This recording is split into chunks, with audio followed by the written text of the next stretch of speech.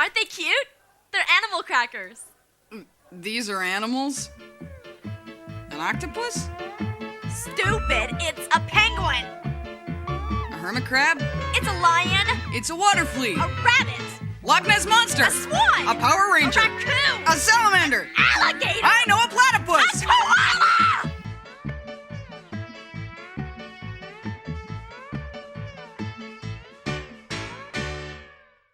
Do you like animal crackers? I personally don't care much for animal crackers. They're too sweet for crackers and not sweet enough for cookies. It's just they don't have a proper niche for me. Yeah, they seem very difficult to master, I would say. They're the type of cookies that require true finesse, true poise and understanding of your craft, which is quite fascinating, given that they're often associated with cheapness. They're sold in cardboard boxes. You can easily make them by just buying the cutters. No need to even learn how to mold the cookies into such a recognizable shape. It's interesting how something that requires so much finesse and skill is easily bought. Isn't that fascinating? Welcome everyone to Don't Know What to Do, your favorite Ranma One Half podcast. I'm Hedgie, your host, or Elena, your host, whatever you want to call me. And today we've got a guest, a returning guest. It's been a while, but hey, it's good to have you back. Hello. Hello, it's me, M. It's M. From Battle of the Blorbos. Yes, Battle of the Blorbos, which may or may not be related to why I invited you for this episode.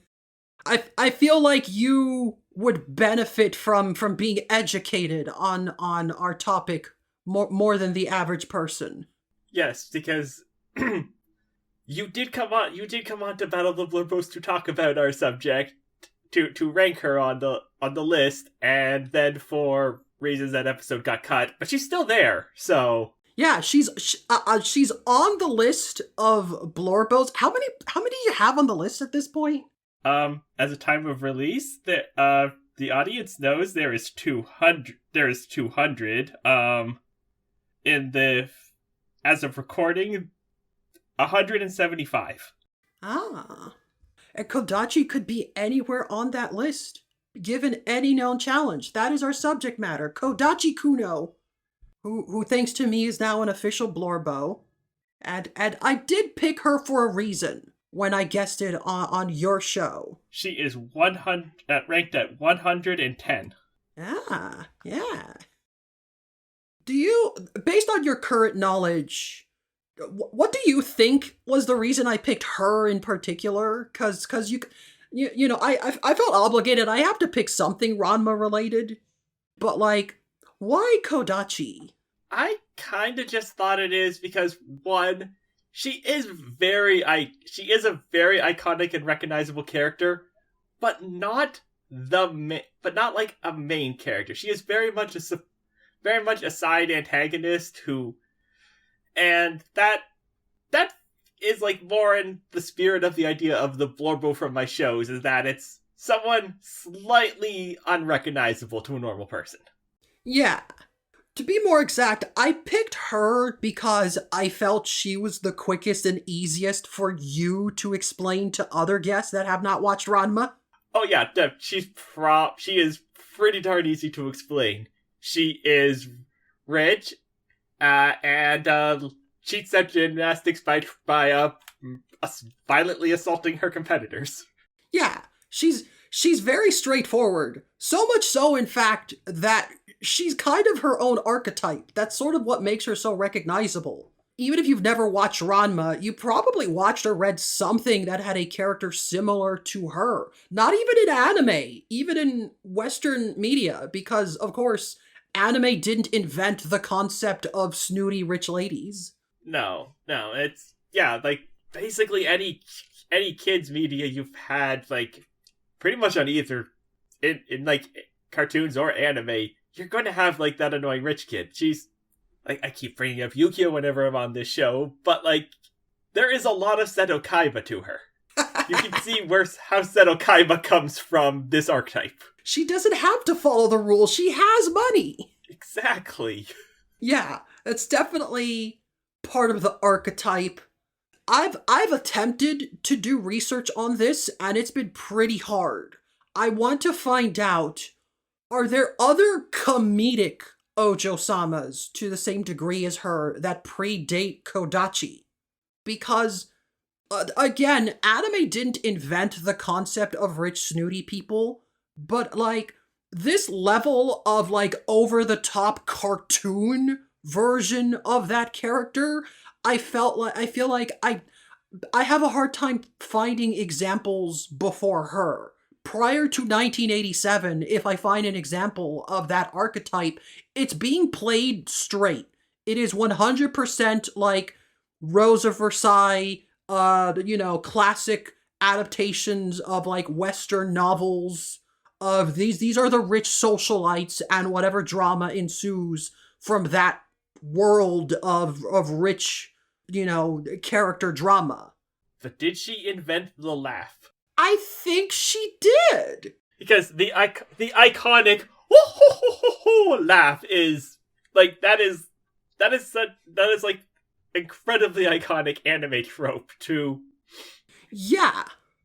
You go back, like I tried to find clips of like Rose of Versailles, I think is like the oldest I can think of that had this archetype, but I look at that and whenever like a rich villainous woman on that show laughed of what I've seen, I'm not watching all of that whole show anytime soon. That's going to take a while. But any footage I found, like she sounds like a Disney villain.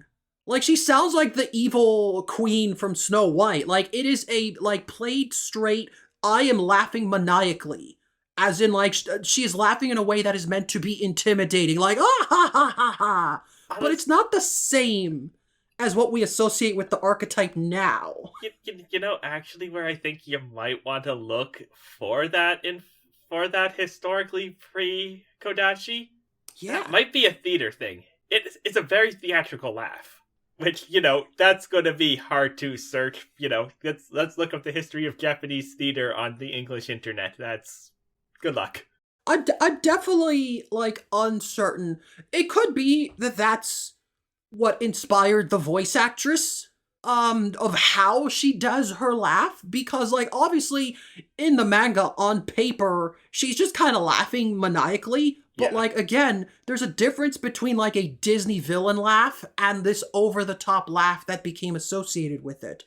And regardless of where the laugh came from, I think it's interesting that, like, Kodachi is a parody of a type of character that doesn't really exist as much nowadays. But like she's a parody of an archetype, but the parody version became what people most associate with the archetype now. When I can't think of a lot of like anime or manga examples that play the Ojo-sama trope straight. They're often either for comedy purposes or for, like, romance purposes of, like, here is the rich lady and everyone expects her to be this way, but she's actually this shy, timid girl who doesn't have any friends and she just wants to get to know people. That's, like, an entire genre now. Mm-hmm. So, I actually speaking of her Kodachi and romance, I actually wanted to ask a question regarding that. Yeah! Why is she considered one of the rivals? Ranma does, at least in the debut episode, I watched both the original and the remake versions of her initial arc. Ranma does not like this girl. Ranma is kind of scared of this girl. Yeah. Like, he has fondness for Shampoo. He has fondness for, the Takayama cart girl, whose name I am blanking on. Yeah, Ukyo. He has fondness for them. He likes them. Yeah, she's definitely the least. But honestly, both the Kuno siblings are in that same camp, because, like, Ryoga or Moose, like, they're also friends with Ranma, but, like, I don't think either Ranma or Akane consider Tatsuaki Kuno their friend. He's just kind of a nuisance. They view the entire Kuno family this way. This, in addition to the fact that, like, Kodachi is the only, like, female love interest that has, like, no grounds to consider herself like an actual fiancé. She just declared herself that. There was no, like, arranged marriage from childhood. There's no, like, Amazon law that shampoo is forced to follow. Kodachi just fell in love with Ranma and just hasn't left ever since. And that's definitely different. It's probably why she's maybe the least popular of the waifu characters. At least I assume she is. She doesn't seem like she would be that popular among that crowd. Yeah, no, she does not seem popular among that. Gonna be honest, just from what I've seen, it's most people who are really big fans of Kodachi are lesbians slightly annoyed that she's straight. I can see that. She does go to an all-girls school. That reminds me of another thing I had thought of for the show. This is not like even an anime specific thing. It's like I've seen this also in Chinese and Korean. Basically anywhere where Catholicism has not been a dominant religion, where you would just affix the prefix saint to absolutely any Western name. Yeah, that's another thing that I feel would be hard to research, but I'd be very fascinated to learn is where did this trope come from? This concept of like Saint Blank's Girls Academy or whatever, which is where this sort of archetype is expected, and the girls love genre also loves this setting. What is the name of the school in the manga? Because, like, the remake and the original had two different names for it in there. Yeah, I don't know why the classic anime changed it from Saint Bacchus to Saint Hebereke. Maybe to make it sound less foreign. I don't know, maybe they thought people would have a harder time pronouncing Bacchus. Either way, like when Kodachi is introduced, like, that is how she is established. She comes from this private girls' school. It is an archetype that exists. She is a parody of a specific style of character that is often played straight. These settings were typically expected from, like, serious dramas. But here is an over-the-top cartoon version of that. And that's more or less what influenced her, which is just kind of interesting, because when you break it down, the fact that the Kuno family is rich, at least in the manga, like, it's almost never relevant. Now, I don't want to take a fandom wiki as a reliable source, but it's saying that St. Bacchus is a unisex Catholic high school. And I'm like, oh, I didn't see any guys in there, except for, her brother was around, but that was because of the match. It straight up says there is an arc that begins with, like, the clip I opened with the animal crackers. That arc begins with Kodachi at school making cookies for home ec, and other girls are complaining that, like, man, there's no boys around who, like, we can't do the romantic thing of giving your crush cookies, which, sounds like a skill issue, but, Kodachi is then just like, may I be excused? And then she just leaves school with her gymnastics outfit to, like, jump on all the fences. I like how, like, she behaves normally when she's in normal clothes, and and as soon as she takes off whatever outfit she's wearing and reveals the gymnastics uniform, suddenly she's doing, like, Spider-Man flips and jumping on cars. Yeah, that was another observation I had on this episode. I feel like this entire show is, to some degree, every character doing the "thank God I'm the only normal person here" meme. Yeah, Kodachi definitely fits that. None of these people are normal, but they all think they're the only normal person. Yeah, she doesn't go to the freak school like her brother where all the crazy people are at. She goes to the normal school with refined, sophisticated ladies. With her gymnastics locker full of weapons, which I really like that scene. I really like that shot in the original that I'm disappointed got cut from the remake. That is just such a mood-setting moment where she opens the locker and it's just full of these assorted ninja weapons. Yeah, the remake is definitely more rushed. It is almost so rushed. Yeah, we've talked about this in previous episode. It's not out yet, so you wouldn't have heard it, but, like, I've talked about how, like, adapting things one-to-one doesn't mean they're gonna be the same. because the remake is extremely faithful to a T. Like, almost every shot, almost every scene is just a direct adaptation of the panels exactly as they've been laid out. But Yeah. when the remake is just being direct adaptation, they don't, like, certain moments feel like they should be given more room to breathe. So they have a more rigid understanding of like, well, the episode should end at this point. Okay, but we animated everything from the manga and we have like 5 minutes left to fill. Okay, they just put stuff in the middle. That feels like how that works. So we do miss out on good examples. The animal cracker scene I gave you in the manga, Ranma only gets like 3 things wrong, but the anime version just turned it into a whole gag where he just gets multiple of them wrong in a row and Kakane gets increasingly angry. It's very good. But in the manga version, it's like 2 panels. He just pulls one thing out, he gets it wrong, he pulls another thing out, he gets it wrong, and that's the end of the joke.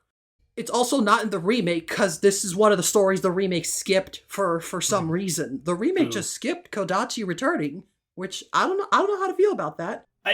I also just, there's, the remake not only, feels very rushed because, I guess it kind of is, but just adapting the panels directly, but also it just, I would say like the individual art. Yeah, no, that might be, you might have put more money into that, but like the animation itself just, it feels like there's less.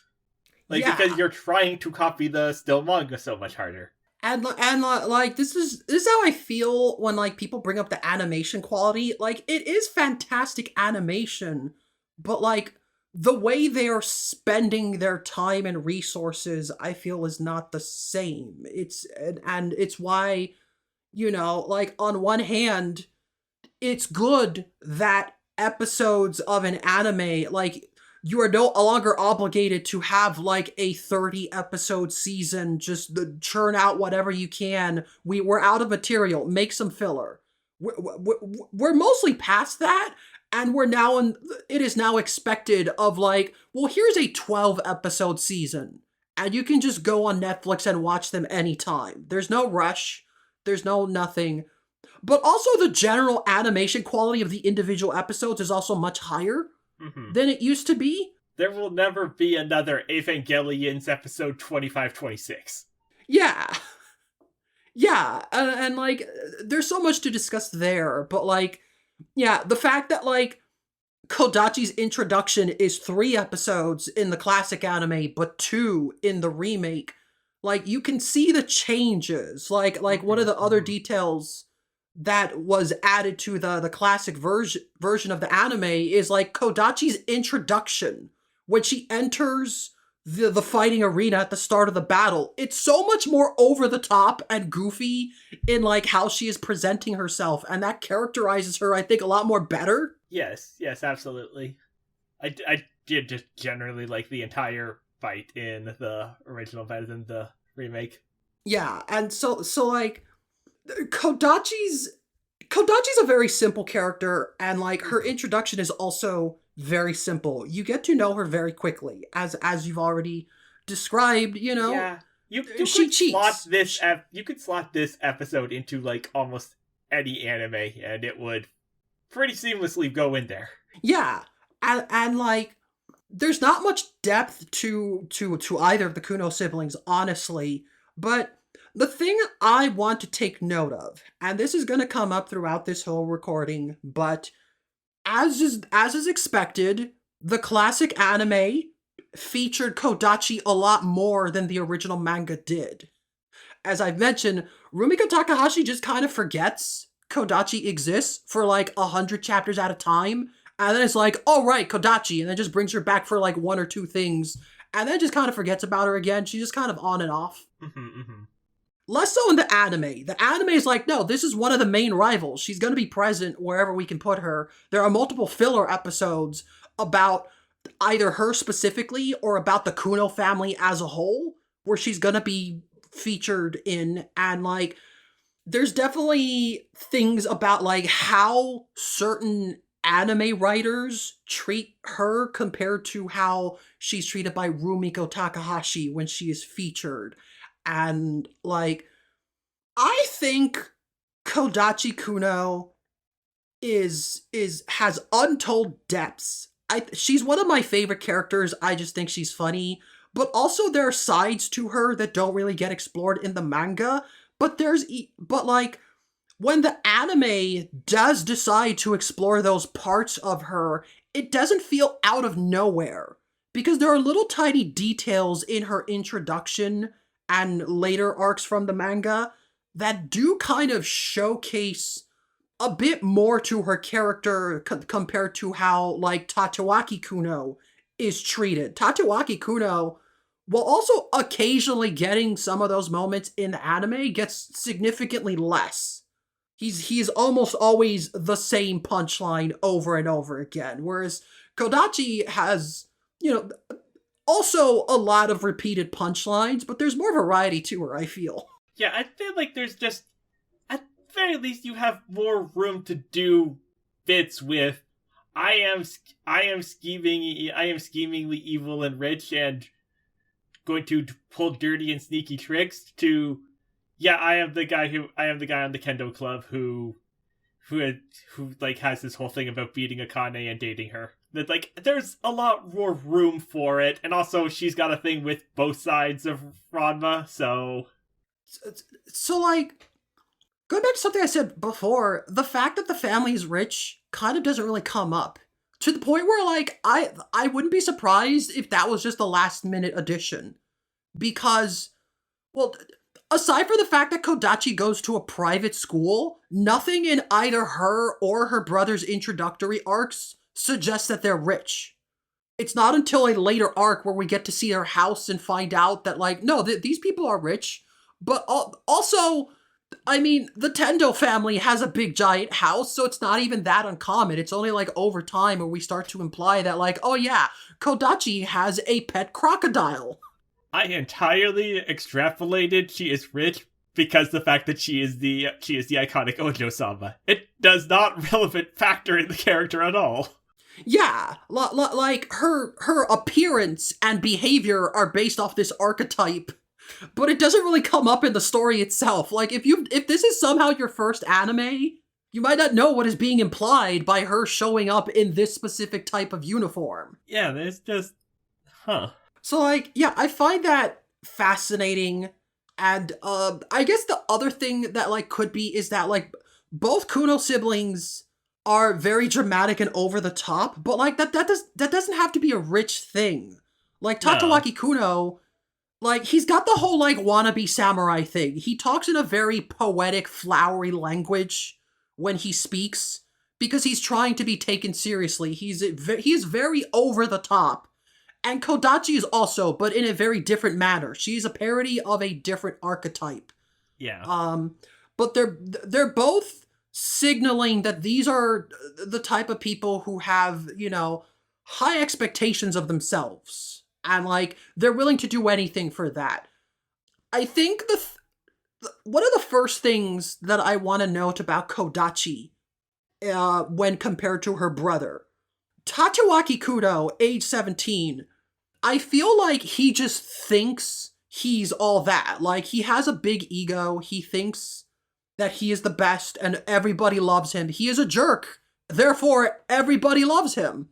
Whereas Kodachi, there's an implied level of self-awareness where, like, she doesn't just believe she is the best. She is scheming to make it seem like that's the case. She is cheating. She's not, like, Tatewaki Kuno would go in with full confidence that he is the best and just get his butt whooped, but still convince himself that he is the best. Hence why he still comes back time after time to win the affections of Akane or Girl Ranma, whoever he's interested in at the time. Whereas Kodachi, like, she is aware that she's maybe not the best. She needs to ensure that she wins. She has to go out of her way to create this fantasy in her head that she is the perfect, refined woman who is good at everything. But, like, the fact that she has to interfere, that she has to cheat, implies that she has more self-awareness. Yeah, I see that. Yeah, because, like, Sure, other characters in Ranma are like doing, other rivals and weirdos challenging Ranma to one-off gimmick fights. They might do something weird and underhanded, but like they're not like, oh, we're going to move the entire arena, the entire fighting ring out from under you, or oh, the judge is actively ignoring is blatantly ignoring my cheating, and this is explicit and said on screen. Yeah. There's also just this implication of like, well, like Kodachi pretty much has her whole school on her side. Yeah. Like she's not cheating by herself. There's this implied like social ladder that she has worked her way to the top of for her goals. I'm going to be honest. If she was cheating by attacking the gymnasts, if she wasn't so dramatic about it, she probably could have just ganged up on them with her utterly massive gym team of gymnasts to like the others to Ranma and Akane schools 3. Yeah, and like outside of like Ranma and Akane, it doesn't seem like anyone else would really pose a threat to her.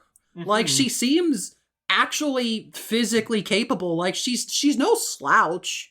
Like even with the cheating, like Ranma still has to take the fight seriously. It's not like an easy win. He still has to actually do martial arts. She is still good at her martial arts rhythmic gymnastics. Yes. So like I feel the second most notable thing about Kodachi, and this is the thing that I feel the classic anime explores a lot more, is there's this almost like, I don't know what to call it, maybe innocent isn't the right word, but like Kodachi has this expectation of like a perfect fairy tale life that she wants to have. Mm-hmm. It's not just that like she needs to cheat, it's that she wants to be the best because that's the narrative she has in her head, and that needs to be true. And you see this most when she first meets boy Ranma and immediately falls in love with him because of the way she behaves. Like she's trying to force this meet cute with him. She's acting dainty. She's feigning like she's acting like a shy, nervous princess who was just rescued by her knight in shiny armor. That is the narrative she wants to have with Ranma. As soon as she meets someone who is handsome and physically capable enough of filling that role, she has decided this is her soulmate, this is her future husband. And that's just been what she's focused on ever since, romantically speaking. Like, I think that's the thing that I feel reveals the most about her actual character in the arc, because most of the arc is just, hey, the school has a competition in this specific sport, we need someone to fight there. Like Kodachi could have easily been a one-off villain. She didn't need to be anyone's sister. She didn't need to be someone that comes back. It could just be like, honestly, I'm surprised the series didn't do that more, of just like, hey, the school's like rugby team needs someone to help them fight against this other school that has like the ultimate rugby martial artist ace, and they want Ranma to help. You know, we don't get enough stories like that. Mm-hmm. Of just, this is just a normal sport competition between schools. There's not much setup. It's just, here is a character, now Ranma has to fight her, and then they fight. Very little happens in the arc. That's Kodachi's entire introduction. Most of her characterization comes from just seeing how she acts in normal day-to-day occurrences, because to her, this is a normal day-to-day occurrences. The implication is that this is how she treats every opponent prior to losing to Ranma.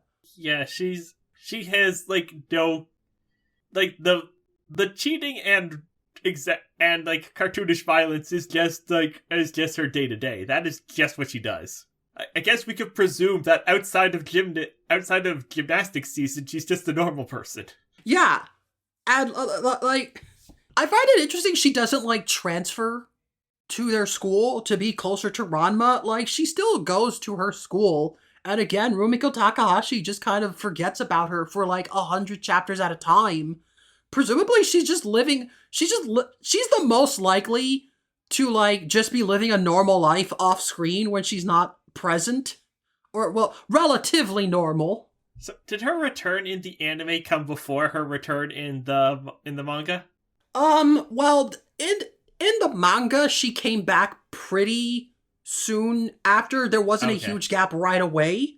So, like, her second major appearance is in the arc from the clip I showed you. What I've called the cookie battle arc. It's like, I was thinking that, like, maybe her appearances being more in the anime might just be down to, like, the absolute stellar job her voice actress does.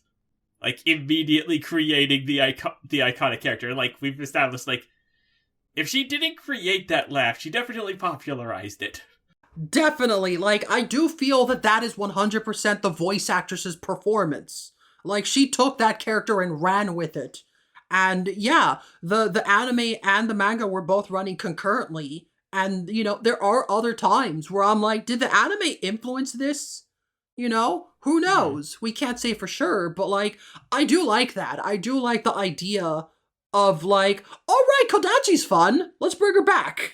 After watching an episode or something in production of like, oh, they're doing a Kodachi episode? What do you got here? I don't know. Maybe that's how it happened. But yeah, looking at these, there are like 4 arcs in the manga that focus on Kodachi. That's so few. And like, one of them is more about the 2 siblings together rather than just her. Mm-hmm. So like, not a lot there. Most of her appearances come from like the rival roundup moments I've described of just, well, everyone is present for this one gag or something. I did find it funny while doing research for another episode how like in one of the storylines, I guess it's like several chapters after Ukyo has been introduced, but I guess because it's been so long since Kodachi was introduced, there's just one part where all the fiancés show up, and like it's like, oh right, Ukyo and Kodachi don't know who each other are. It's like, who are you? It's like, oh, I'm Ukyo, nice to meet you. Oh, hey, nice to meet you. Yeah. Just this nice little like, oh, cool, there's another one. Yeah, I haven't been around for a while. Like, she's just back in the rotating roster after being gone for a while. And it's just funny that they felt the need to establish, like, all right, these characters haven't met yet. So I'm going to go on a limb and say that the secret implied potential in this initial arc never gets lived up to. She never fights Ryoga. Huh. He is apparently a good enough gymnast that he's the guy who has to train both Ranma and Akane. You know what? I never really thought about that. Yeah, Ryoga's demonstrating a level of knowledge in gymnastics that even Ranma didn't have.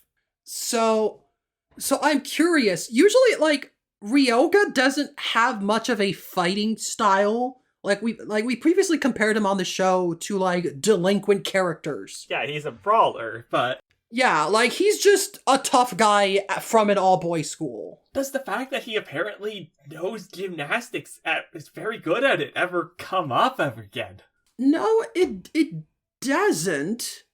And I'm just like, yeah, it's interesting because like the whole point of martial arts rhythmic gymnastics is that like you cannot fight directly. You can't use your hands and feet. You have to use tools. You have to rely on like your dexterity. You have to use the gymnastic stuff, yeah. And like that is absolutely not how Ryoga fights at all. In fact, that's kind of how Ranma often fights. I feel like Ranma should be like naturally attuned to martial arts gymnastics. So like the fact that like Ryoga could have looked up the rules. Like, the reason he shows up is because he learned about the fight in pig form and is just doing the whole, like, I just happen to be in the neighborhood. I'm here to help. I mean, he didn't have time to... He learns about it and then immediately does the very good gag of just jumping into the bath as Pichon and just kind of staring at Akane's dad and just getting stared at Akane's dad as he walks out in his human form. Yeah, I forgot that's where that gag was. That is such a good gag. And I am glad that the remake did decided, nope, this gag is important enough, it needs to stay in full. Yeah, that was in the manga, so they kept the gag. It was a good one. But yeah, like, huh. I do think that's interesting that, like, Ryoga is, because yeah, you're right, he wouldn't have had time to really practice or learn much. He's just naturally good at this fighting style that he never uses, which, at the very least, is in line with my reading of Ryoga, that, like, I feel Ryoga has all this untapped potential that he just never realizes. Because he's so direct and driven by his emotions. Like, his ultimate technique is like a big giant ki blast that's powered by his depression. Literally fueled by his emotions. And, like, we do get examples like this, that, like, if he just practiced and, like, took martial arts seriously, rather than he just wants to beat Ranma, he could do so much more. I think I like my take on this now is, like, he's just always been good at gymnastics, and, like, that just never comes up with Ranma because he's trying to fight him. Why would he use gymnastics? It's a fight. Yeah. Again, he doesn't really think beyond just, I have to beat Ranma. But if he stopped and was calm and would be like, what skills do I have at my disposal that are useful here? He could do way more than what he usually does. I just thought it was really interesting that this guy who, like, I haven't seen much. I have not really seen much beyond these couple episodes. But I have listened to enough of the show that I'm like, oh, that is not how Ryoga is usually described. Yeah, I also can't think of other examples of him doing stuff like that. It is worth noting that this is the first arc after Ryoga's introduction. I kind of got that impression because, like, this is also where the concept of Pichan was introduced. Oh, yeah. I forget, like, in terms of episodes, like, if that's, like, at the end of the previous episode or at the start of this. In both versions of it, Akane, he comes in and she's like, oh, Pichan, and Ranma's like, oh, what's a Pichan? She's like, it's short for pig. Oh, okay, yeah. So that's where he gets the name. Yeah, so that's, like, when he first walks into the dojo, yeah. Yeah, because the previous arc ends with him being established, and I guess this arc is when she gives him his name as a pet.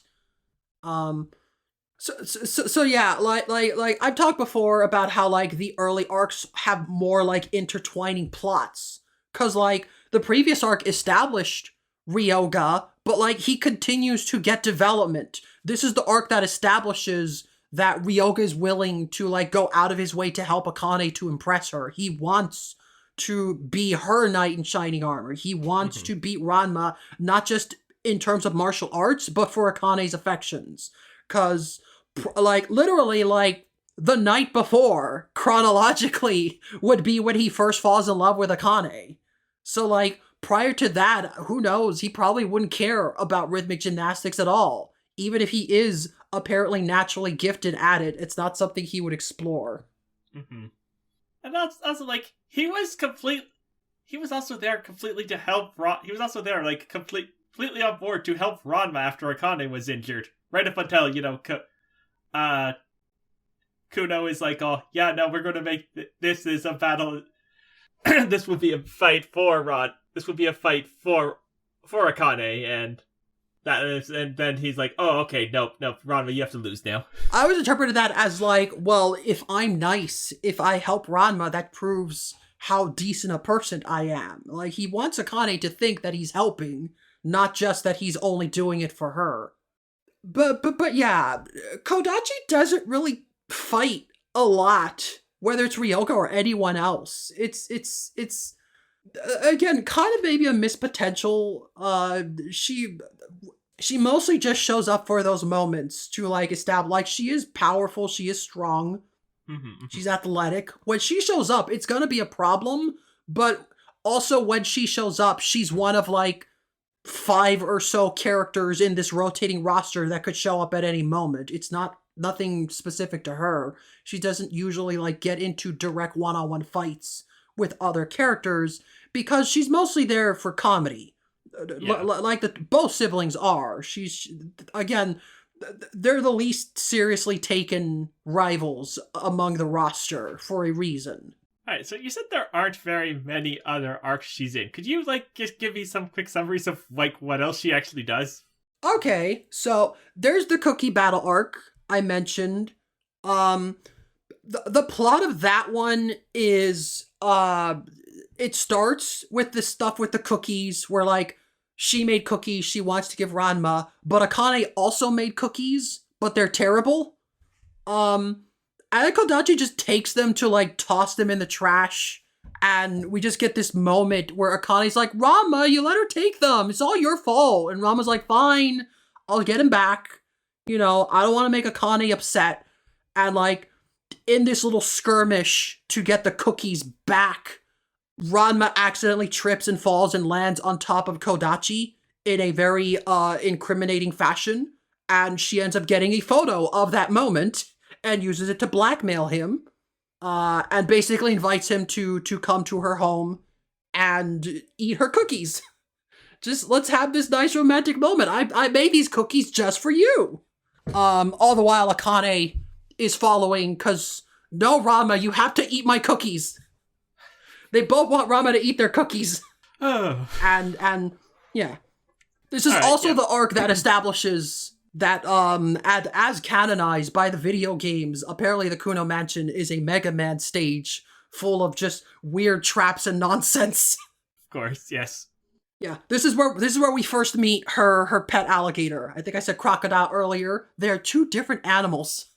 But yeah, her pet alligator, Mr. Turtle, who I think only appears in that one chapter in the manga, but the anime loved to regularly remind us that, yeah, she's got these dangerous animals in her pond. She's just feeding a pet alligator. I mean, yeah, why wouldn't you bring that back?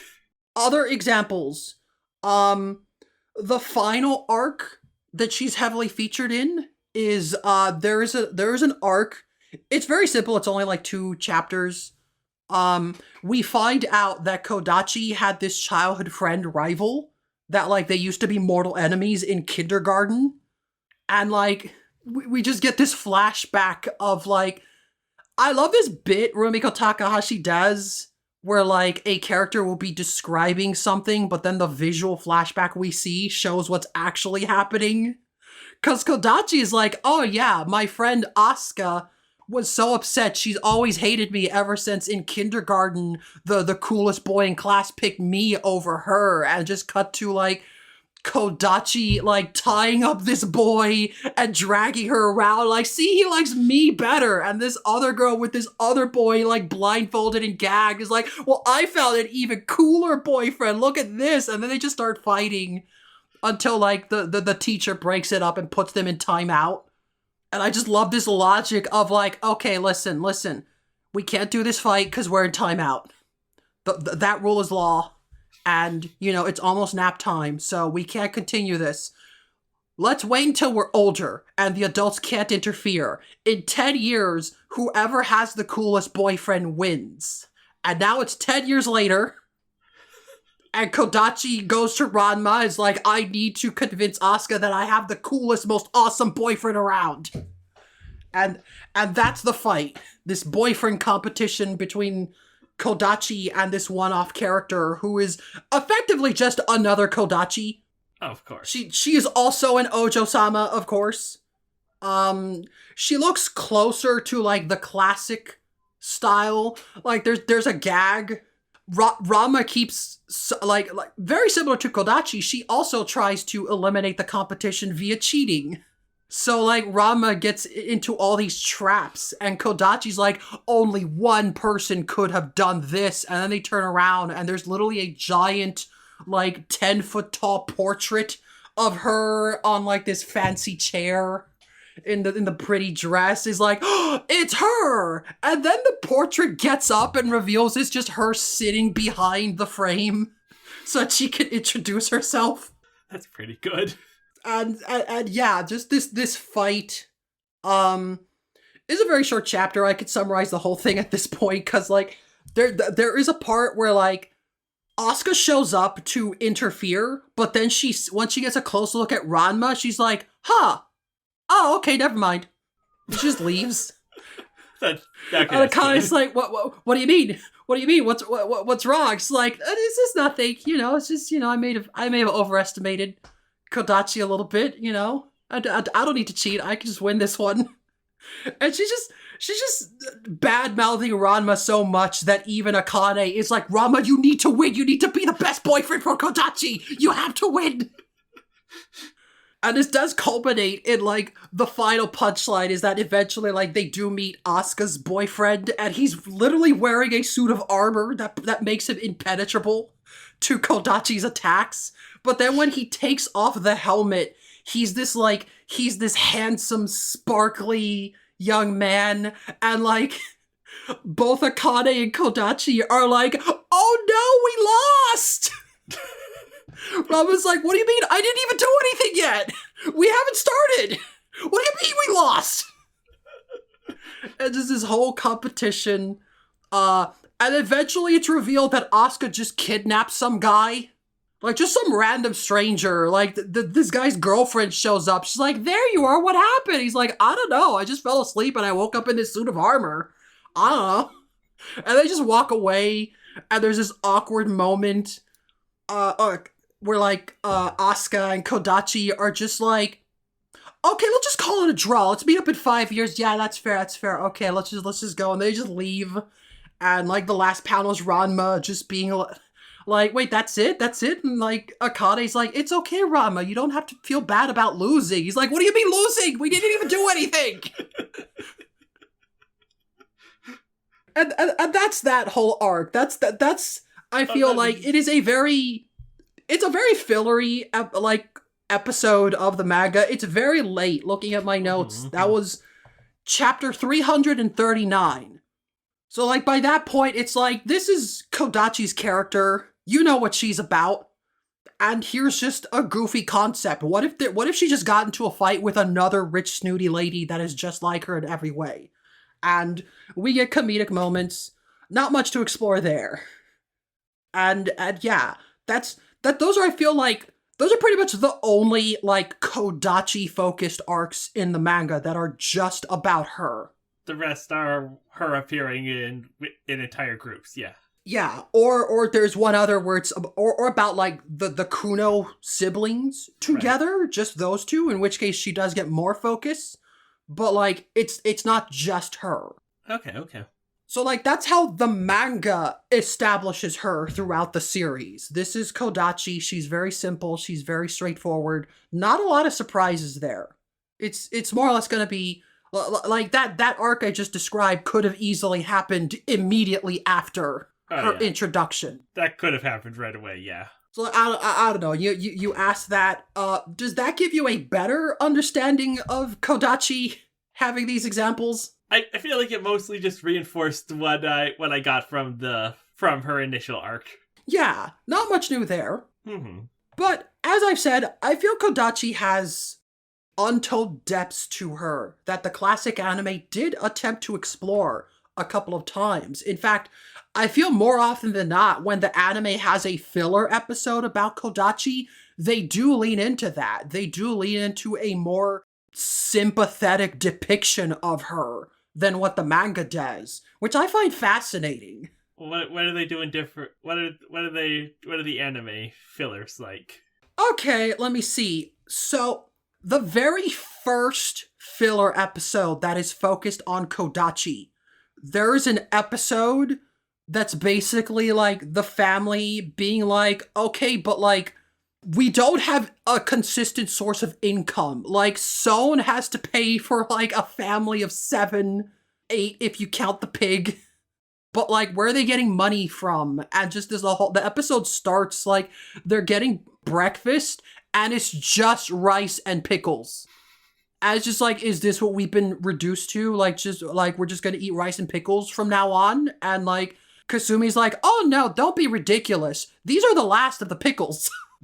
And just like, okay, well, we're in a tough spot. There's this whole subplot of, like, Ranma and Akane deciding, like, well, we have a dojo.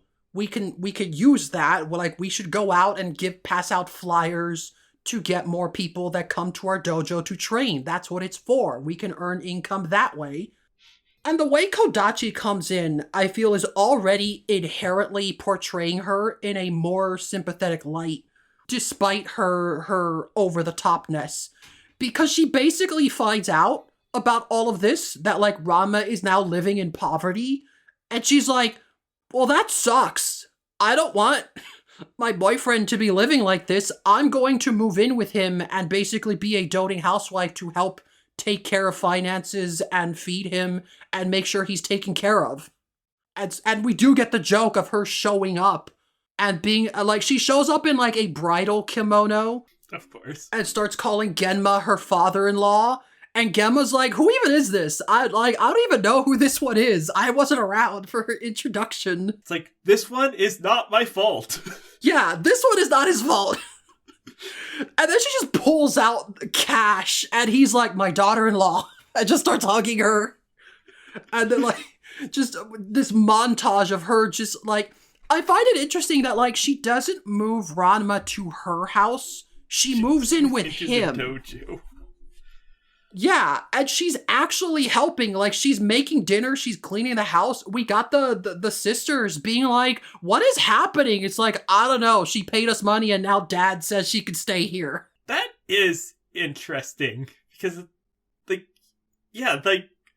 Kodachi from the first episode would just kidnap Ranma and make him and take him to her mansion. Yeah, that is the more cartoony depiction of her, which is what a lot of the manga focuses on.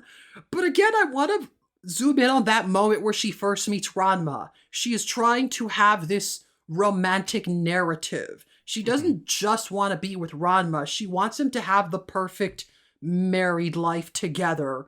And this idea of like, well, my Ranma's having these bad living conditions. I just want to improve that. Throughout the episode, like, something I find interesting about these filler episodes is that they treat Kodachi like she is a nuisance, she is a problem we need to deal with, but the way they present her, I keep being like, okay, but like, whether intentional or not, you are presenting her as more empathetic and sympathetic compared to other characters. Like, her entire motivation is she just wants to help Ranma. She's not doing this to manipulate him or trick him or force him into doing anything. Like, again, she doesn't kidnap him. She's just helping. She's just trying to help. She is doing this to help Ranma and is, not even like, excluding the rest of his family. Yeah.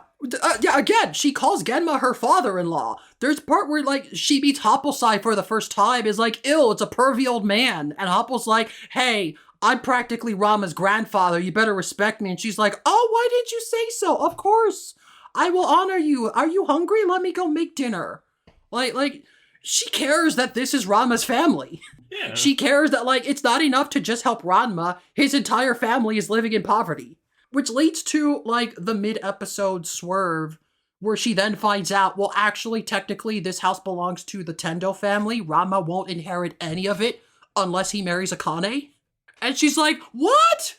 Why did no one tell me? Oh, I've been making a fool of myself. And she literally runs off crying with, like, sad music playing. And this is what I mean, where, like, the other characters look at her like she's being weird. They're like, what is even happening? They're mostly confused by how Kodachi is acting. But, like, you look at what is happening on screen, and it's like, no, I kind of feel bad for Kodachi. She's just trying to help. And then, like, I'm thinking, like, she knew that Ranma is apparently engaged to Akane, and is like, yeah, but he loves me. But now she finds out that, like, no, his entire finances, his future is tied to the Tendo family. If he doesn't marry Akane, he's just gonna be homeless. He won't have a house, he won't have a career, he won't have a dojo, he won't have anything. And her response is to be upset. Like, why did no one tell me? I need to do something about this. Which results in the second half of the episode, where she then, she pays to have a new dojo built for Ranma to inherit. This is your dojo, Ranma. And of course, because it's Kodachi, again, despite the fact that she has good intentions, she is still Kodachi. She's not always good at helping, despite that being her goals. Because in her eyes, what is a dojo? Of course, it is a gym. It is a place where people do rhythmic gymnastics together. We've got Pilates, we got all sorts of stuff.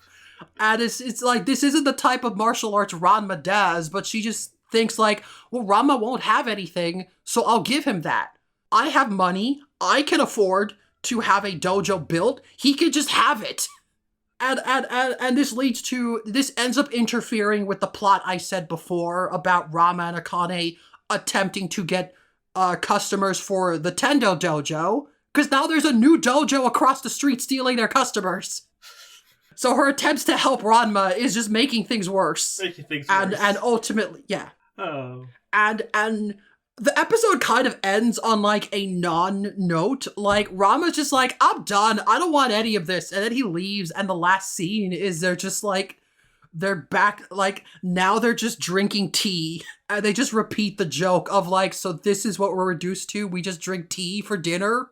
Is this what our future? And Kazumi's like, don't be absurd. This is the last of the tea. Oh. And just like, the final joke is they get a letter from Kodachi where she's basically like, oh, my dearest Ranma, don't forget the offer is still on the table. Anything you need, I will provide it. Like she recognized that like Ranma doesn't want the dojo. Like he said no.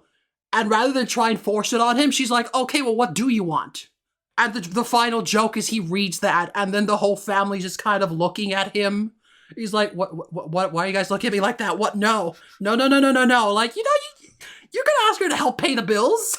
We got to pay the electricity, right? We can get some more food. Like the implication is that they're basically gonna force him to like mooch off of Kodachi, which never happens because it's a filler episode, but that's the joke we end on. It's a good joke. Yeah. But again, it's presenting Kodachi much more sympathetically. Like, she's not forcing anything on Ranma. She's making it clear, like, oh, Ranma doesn't like this? Well, I'm just going to ask him. What does he like? What does he want? I will provide it. Honestly, like episodes like these are why I'm like, no, they should maybe be a little nicer to Kodachi. Like, she's trying to be friendly. She's trying to be a decent person. But again, this is filler. This is how the anime treats her. And as you pointed out, the manga version would probably just kidnap Ranma and have him live out this fantasy that way. But I think of like that part of her, a lot of these filler episodes, they seem to lean into her like childish naivete. Like it's not that she wants this fairy tale life because it's perfect and she deserves it. She wants it because this childlike wonder of she wants the knight in shining armor. She wants her and Ranma to have this perfect ideal life together. And like, it's, again, innocent is maybe not the right word, but that's what it feels like. Like why she tried to force this meet cute, why she's attracted to Ranma. She wants to have the ideal, happy family life, which, given that she's one of the few rival characters to have any family members as part of the cast, I think that's an interesting thing to lean into. And there are definitely other stories that do that. Case in point, the story I've mentioned, that like, it's not about her, it's about the siblings. But this is the only other remaining story from the manga that does at least partially focus on her, is the Kudo sibling rival war. There is an arc where just Kodachi and Tatewaki get in a big old fight, and Ranma is just caught in the crossfire, and chaos ensues. What are they fighting about? So, it is interesting. There is a like filler episode that starts off almost exactly the same way, where like Tatewaki Kudo ate the cookies Kodachi was gonna give Ranma, and she gets upset, and they basically like start arguing, and then the fight just escalates to them shooting at each other with rocket launchers or something. But then that episode is about like Sasuke, their ninja butler, interfering and trying to get them to get along, and they both just end up getting mad at him and fire him. and the episode is about Sasuke. So that episode is implying that, like, the Kuno siblings, they just do this. They're just flippant. They will fight each other. They will fight their butler over the smallest reasons. That is an episode that does not portray Kodachi in a more sympathetic light, or anyone in that family. No, it does not sound like it. But it is interesting how the manga does have a story that starts almost exactly the same way. In that one, Tatewaki Kuno gets a poster of Ranma to use as target practice, and then it turns out he stole that from Kodachi's room. And she's like, have you seen the picture, my little Ranma poster? He's like, do not worry, dear sister. I have eliminated your room of all this filth. I did you a favor. And she gets upset, and then he gets upset, and then this fight just keeps escalating to them destroying each other's stuff. And, like, she steals Tatewaki's photo album of pictures of Akane and the pigtail girl, and is threatening to destroy it. I want to point out, she does not immediately destroy it. Her brother immediately destroys her stuff, and her retaliation is to threaten to destroy his. She doesn't do it right away. She's just like, you better apologize and take that back, or else your stuff is also gonna be destroyed. And again, like, that one little detail is already portraying her as a more empathetic person than her brother is. Well, you see, Kodachi, that the pig-haired girl is her rival more than Akane is in her mind. Yeah. So, like, there is sentimentality between her and between girl Ranma. She just doesn't properly have any kind of proper context in what's happening. But whereas, like, her brother just does not like Ranma, period. Yeah. That is a good point. Like, I feel like Kodachi has more respect for her martial arts in that sense, so I can't see her, like, having more begrudging respect towards girl Ranma than her brother does towards boy Ranma. Well, let's put it like this. She decided that girl Ranma is her hated rival nearly as fast as she decided that boy Ranma is her soulmate. Yeah, definitely. Is it like, and it's interesting that she decides that, like, based on, like, Ranma's martial arts premise. Like, again, she is taking the martial arts stuff seriously. She is an actual fighter. Whereas Tatewaki Kuno, he just hates Ranma because he is in the way of him and Akane. Yeah. It's purely love triangle motivation that has nothing to do with, martial arts. But yeah, this arc is, a lot of stuff happens. Things keep escalating.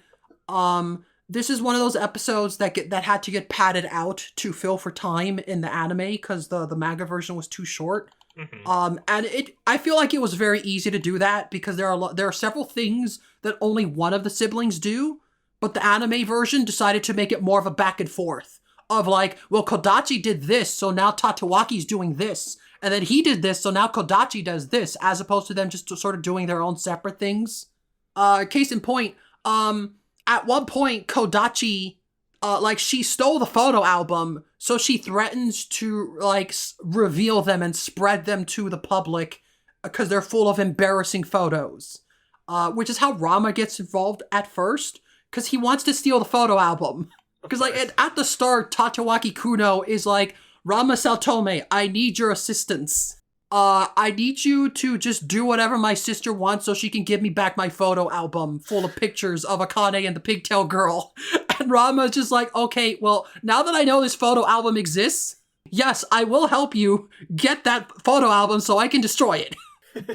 And then the joke is he finds them and, it's pictures of, there are multiple pictures. I think my favorite and the one that best exemplifies what type of pictures these are is it's girl Ranma, and she is topless, so it's kind of lewd, but it's Ranma, just it's hot, he's got a fan, and he's eating watermelon with his feet.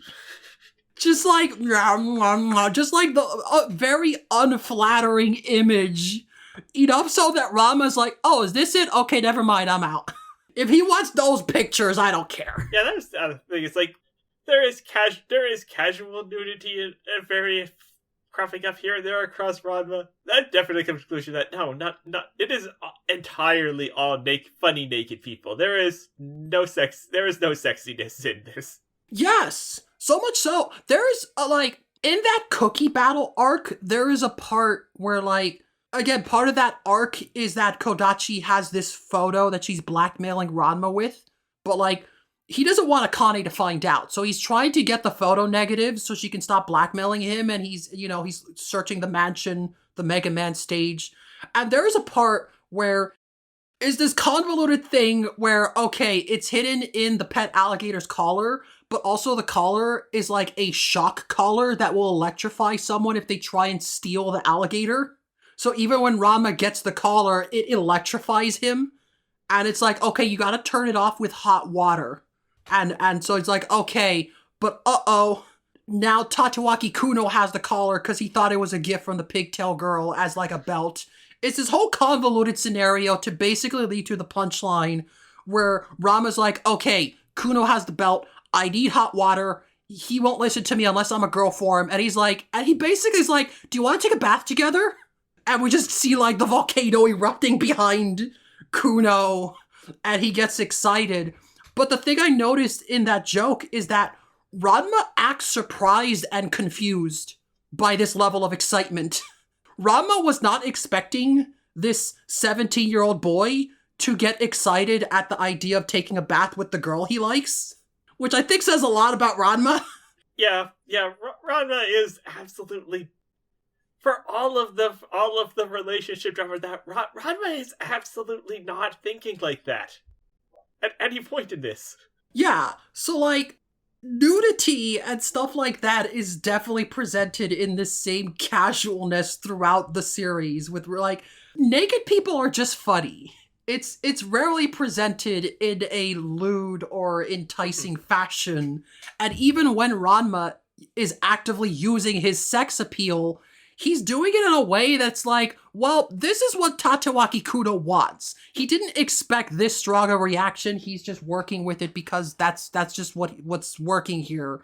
But the mind process he's going through, I think, says a lot about how sexuality and nudity is treated in this series. And just going back to the start of this arc you just talked about, if this was a modern manga or anime, there would be the inciting incident where Ron was falling into her. There would be a lot more. The way they would frame that would be a lot more lecherous. The camera would frame that would be a lot more lecherous and suggestive than I'm assuming this one was. Yeah, he literally just falls and lands on her. There's nothing lewd happening. It's just that when taken out of context, this is a photo of Rama and Kodachi lying on the ground together. And that's a bad look. I don't want people to see that. Which also leads to, on the subject of other funny jokes, is Rama disposes of these photos by eating them. Oh. He just rolls them into a ball and eats them, and then Kodachi reveals she has more, and Rama's like, oh no, even I can't eat all of these.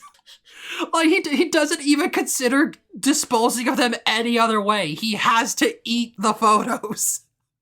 But anyways, that photo does establish that, Kodachi's not above blackmail with photos. And there's this really odd sequence in, the sibling rivalry arc where, so she threatens to reveal the photos, but she doesn't just reveal any photos. She reveals doctored photos, you know, classic 1990s Photoshop skills that she has. And it's, so now, I gotta say, early on, whenever we see this type of thing happening with photos, they feel like something that could have been taken. Ranma eating watermelon with his feet, just being nah, nah, nah. That feels like something Nabiki could have just taken a picture of and then sold to Tatsuaki Kuno nonchalantly.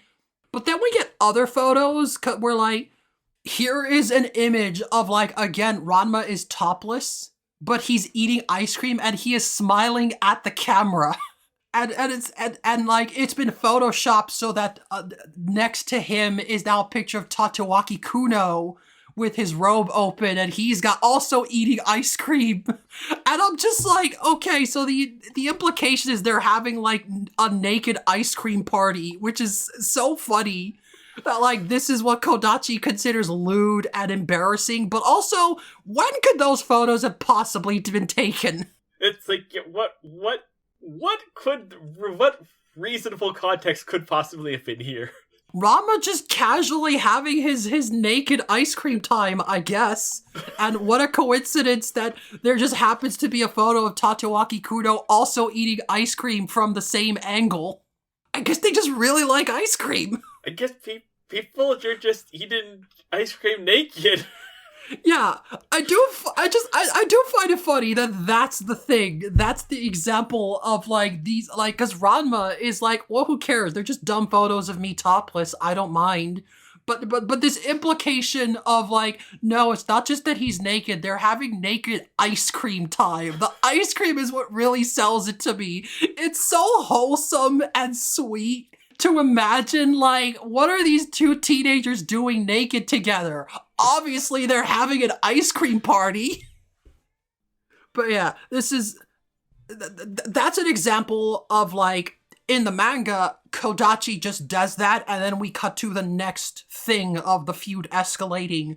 But, the anime version, because they had to pad for time, were like, well, now we get Tatewaki Kudo retaliating with his photos of goofy nonsense, where now we get a picture of like male Ranma topless in the bath, and I'm like, okay, when did Nabiki get that photo? Where is she getting these photos? Because it is implied, because early on in the series we do see Nabiki selling photos to Tatewaki Kuno, so by this arc it is still implied that she's the one selling them. But the anime version does have this whole subplot of, like, Ranma seeing her selling them. He's like, why are you doing this? You're just making it worse.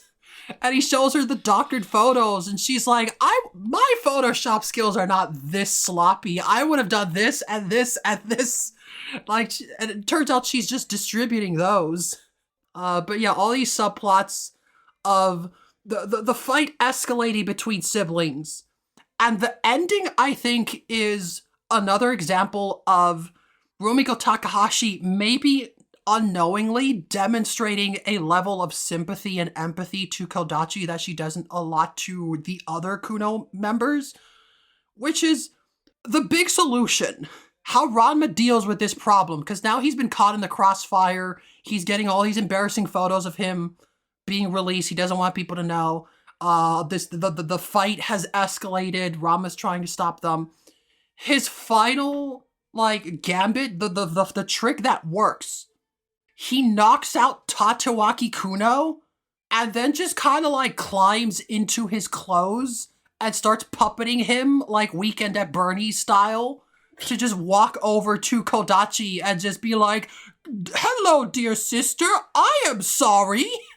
And she's like, well, why didn't you just say so in the first place? Well, I guess I win. Thanks, brother. Thank you for apologizing. And then she just runs off excited. And that's it. And I love that because, again, I feel like, especially the anime version, because they play the goofy music as she runs off laughing, we're meant to kind of look at her like she's being weird. Like she's being over the top. She's laughing like, I did it. I win.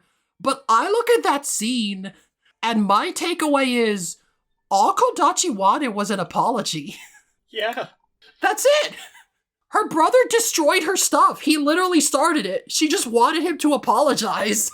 And then she immediately stops when she thinks he apologized.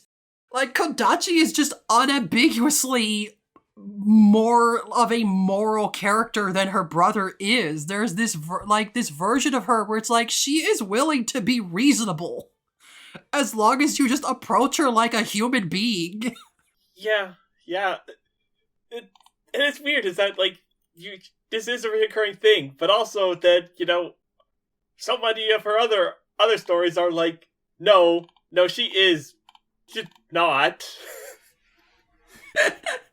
Yeah, she will poison Ranma to just, make sure he doesn't run away, just so they can have dinner together. But also she's doing it so that they can have dinner together. There are examples, again, in that filler episode, she's just feeding the family. She doesn't poison it, she doesn't do anything weird. She just wants to have a nice dinner. Yeah. And this is why I'm like, she is still Kodachi. There are still problems to her. And this is why I keep saying it's this almost childlike innocence. Where, like, she just wants really simple things.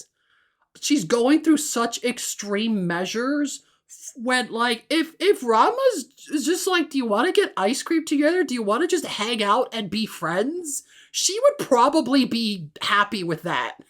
He doesn't, because she's Kodachi. If she wasn't nearly so intense and scary, and Ranma would probably treat her like he does treat Shampoo and Yukio, and she would probably be okay with that. Yeah, and this is part of the issue, and like, again, I feel the anime especially, like, we're constantly shown these examples of, like, she's being weird, she's being over the top, but also her motivations are so pure. They're so innocent. And it's like, you could easily just talk her out of some of this behavior if you tried, I'm sure. Yeah. Can't be that hard. Because again, she is just doing this because she wants to. She doesn't have any kind of, arranged marriages or Eldritch Amazon laws that in play here. She's just doing this because she wants to. Yeah. So, I think this is a good time to bring up what may be my favorite of the Kodachi filler arcs. Because it's a good thing for this conversation. It's also a good example of something that happens a lot with the anime, the classic anime, where, like, they explore something that the manga doesn't, but because the manga wasn't finished yet, they have to write it in a way where they can back out and return to the status quo and just be like, if anything Rumiko Takahashi does contradicts this, we can just ignore that. But if we want, we could still revisit this. Yeah, the old filler problem. Yeah. And that is an episode called, the English version is titled, Dear Daddy, Love Kodachi. Because that is the filler episode that explores the fact that Kodachi never once interacts with her own father in the entire manga. Fascinating. Honestly, the school principal is such a weird character. His introductory arc establishes that he is Tatsuaki Kuno's father, and then the fact that they're related pretty much never comes up again after that. So even Tatsuaki Kuno doesn't really interact with his father in the manga after the first time. Like, he could have just been the principal. There was no reason to establish that he is related to the Kuno siblings. It's one of the more bizarre decisions of the manga, I feel. So, what does she do in this anime arc? So, for context, when the principal is introduced, it's like mid-tier Ranma. It's like well over the 100 chapter mark. Again, when the anime got around to him, that was like season 4. He's introduced pretty far in. Yeah. So to explain why he hasn't been around, they just explained that, well, he spent like the last 3 years in Hawaii. And that's why he's got the whole Hawaiian theme with the ukulele and the Hawaiian shirt. And he's just weird. He's just weird, like the rest of the family. Okay. But this filler episode seems to imply that he didn't just leave for 3 years. Because he left for work, because he's been in training, because, with education stuff in Hawaii, this episode seems to imply that, like, this has just been their entire life. He's always away on some kind of business trip. He will just leave for 3 years for work reasons.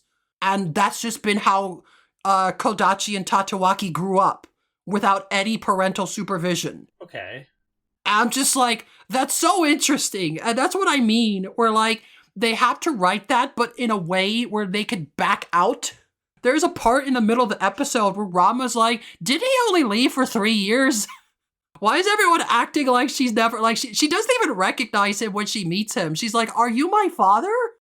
But, like, Ranma has to be like, Ranma has to remind the audience of what the manga canon established. He was away for 3 years, and whatever happened before that, we don't know. This filler episode is implying something, but maybe the manga will contradict that. So we're having Ranma establish that maybe the family's just weird. Turns out they didn't need to be this safe because the manga just never acknowledged that family relationship again. But I just find it interesting how they have to write around this canon. Again, the filler problem. But anyways, this is such a cute episode. This is one of the episodes that made me fall in love with Kodachi, because the opening part is so goddamn sad. Yeah. Kodachi goes to the Tendo house to ask Genma to go to her school for parents' night because she doesn't have a father figure in her life. Oh, jeez. And it's just like, oh my god! That is very sad. That's so sad! And this is all the setup for Ranma to be like, well, why don't you just ask your dad? Didn't he come back recently? And she's like, what? And just the reveal that, like, nobody told Kodachi that her dad was back in town. Well, you know, when your house is a Mega Man stage, it's just... I don't know where the principal lives. I think he just lives at the school. He couldn't get into his own... He couldn't make the jumps to get into his own house. He wrote the codes, the little, like, passwords to get in, but he lost them, so, like, he doesn't want to start from the beginning again. But yeah, the next scene is her going home to her brother and being like, why didn't you tell me dad was back? And, you know, Tatewaki Kudo hates the principal. He's like, I refuse to accept that oaf of a man is my father. I did you a favor, you know, typical thing. But there's also this subplot established early on where Tatewaki Kudo is like, by the way, I got this tuxedo. I'm going to be going to your school for parents' night. Since I am your big brother, I am the man of the house, I'm here to take care of you. Because what this episode really explores and establishes is that Kodachi and Tatewaki Kudo do genuinely love each other. There's no, like, serious animosity. Like, they might badmouth each other or be like, oh yeah, that's my twisted sister or whatever. But, like, they don't really fight in the manga, except for that one arc where, again, all Kodachi wanted was an apology. That's the only reason it escalated that far, is that her brother refused to apologize. But, like, you saw in her introductory arc in the fight, she does do the team-up move where she, like, grabs her brother and tosses him at Ranma to do, like, the little double strike thing. Like, they do work together. They don't hate each other. There's a proper sibling dynamic here, where that's sort of the core of what this episode is, and it's eventually spelled out to the audience by Sasuke the ninja, where he's like, oh yeah, I've been with the family for like 10 years, ever since they were children. They kind of only had each other. And it's just like, oh, well, that's sad, but also kind of sweet. That this is what we're, like, the thesis of the episode is. And we even just get to see, like, cute little flashbacks of them as children, and they're, like, fighting over stuff. But like, they're just being siblings. They're just being cute together, and it's adorable. Like, the fact that Tatewaki Kudo wanted to go to parents' night for his sister and was proud of it. He custom ordered a new suit for it. Is like, oh, that's adorable. That is very nice. But so the focus of this is, well, Kodachi wants a family. She wants her dad around. He's back. Why isn't he here? And just, he gets invited for dinner, and it's all nice and sweet. There are so many cute moments. There's a part where she wants to read poetry for him, but the way she presents it, like, she just pulls out the book, and she looks like a little kid pulling out the bedtime stories she wants to read, and she's, like, all shy and anxious, and it's like, oh, would you like to read for me, Kodachi? Yes, father. And because she's rich, it's, like, German poetry. She can't just pick whatever, but, like, it's the first half of that episode is just adorable. It's so cute. It sounds very cute. It's so sweet. And also, like, we also constantly get moments of, like, Tatsuaki Kuno seeing Kodachi interact with their dad, who he hates. The principal is always hostile towards Tatsuaki Kuno, but when it comes to Kodachi, he's being a father. They're acting like a family. And Tatsuaki is just like, I've never seen Kodachi smile like that. Huh. And just having the realization of, like, right, she didn't grow up with a dad. No, like, this is why she wants to have a family life. She wants us all to have dinner together. And despite hating his father, he does earnestly try to just have a proper family get together, which of course immediately falls apart as soon as Kodachi leaves the room and the two men are left alone together and they almost start fighting. And we just get the joke that they immediately go back to their seats and act like nothing's happening when she gets back. Mm-hmm. But yeah. And then, like, the second half of the episode is about, like, again, the hostility between the father and the son. Where, like, the big problem is when Tatsuaki Kuno finds out that Kodachi wants their dad to go to parents' night. And he's like, but I was gonna go to parents' night. What? It's like, well, he's the head of the household. He sits at the big seat. He's our father. We have to respect him. And he's like, but I was the head of the household. I'm supposed to take care of my sister. Like, he's just getting jealous of his own father, who, again, is not a good parent to him. He's only a good parent to Kodachi.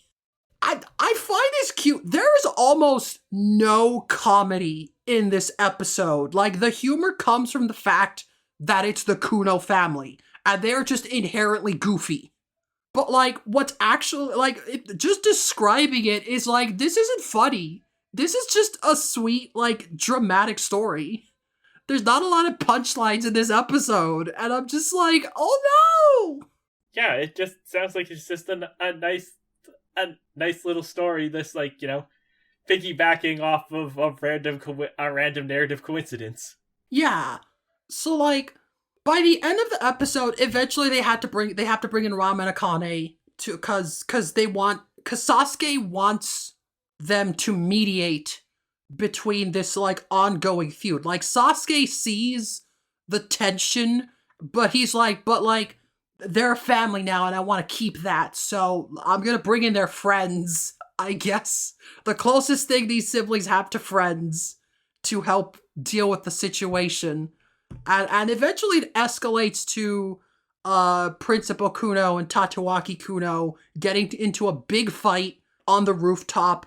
And it ends with this whole message of, like, the principal doing the stereotypical thing of, like, I've always been tough on you because I need you to be strong. Not just for yourself, but for your sister. Because I'm not around. I need you two to look after each other. Because I don't want either of you to be alone. And, like, again, they have to return to the status quo at the end. So he has to have this moment with Kodachi of, like, I have to go. Like, I can't live here. Again, apparently he lives at the school. He's like, I have a job in education. Yes, very weird. I don't know why. Again, it's goofy how they have to, like, avoid contradicting the manga canon in this fashion. It's, like, the weakest part of the episode. But you're like, I guess that's just how filler works. They're not allowed to do things. Yeah, they can't actually change anything. But it ends on this, like, this kind of bittersweet moment of, like, I have to focus on my job, but now that I've spent a couple days with you two, I'm very proud of how you two have grown up, and I'm happy to know that you two still have each other.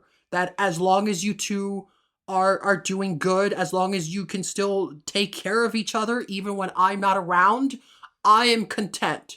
I have to focus on my job